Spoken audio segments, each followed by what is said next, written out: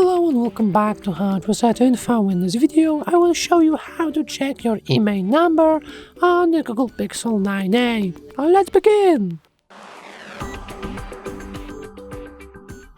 Okay, so first you have to go to the settings and you want to scroll all the way down.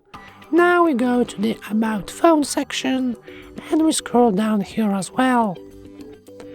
And right here above the Android version, we should see the IMEI number.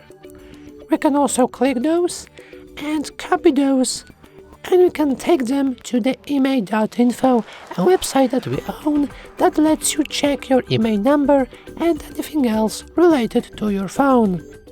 It's a really nice and handy option. Anyway, that's all for this video. If you found it useful, please remember to like and subscribe. Thanks for watching!